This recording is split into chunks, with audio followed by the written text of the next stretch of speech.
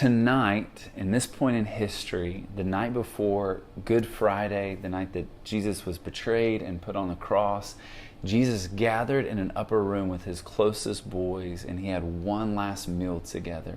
And in that moment, Jesus took the bread and he broke it, and he said, "This is my body that was broken for you. And when you eat this, remember me and all that I've done for you." And then he took a cup of wine and he said that this represents my blood that was spilt out for you and for essentially for all the sins of humanity. Drink this, and when you do, remember that blood that was shed for you. Tonight, as a family, something that we want to do is we actually want to do communion together, that we want to take the Lord's Supper.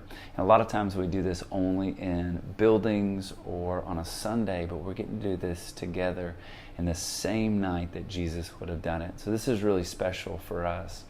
And here's what this is all about. The reason, there's nothing special about the bread, there's nothing special about the juice, but we do this to remember what Jesus did for us and everything that he went through to save us, to rescue us from sin. And so tonight, what we're going to do is we want to take a moment to reflect, to actually quiet our heart, to search our heart and ask God if there's anything in us that we need to confess, that we need to give to him.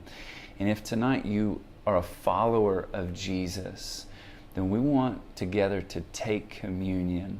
And so there'll be a station for the juice and for the bread, that you'll have a moment that when you're ready to go to kind of tear off that piece of bread, dip it into the juice, and to take it, remembering the Lord.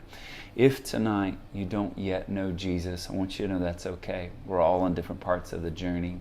But communion is meant for believers as a remembrance of what God has done in our life. And so if tonight you don't know Jesus, I want you to know we're so glad that you're here, but this part is just for the family. Or if you have questions and maybe tonight you want to say yes to Jesus for the first time, would you grab the host or one of these leaders during this time and just maybe ask a question of like, how is it that I can know Jesus? And maybe tonight you'll take communion for the very first time as a follower of Jesus. But we do all of this in remembrance to what Jesus did for you and I on the cross.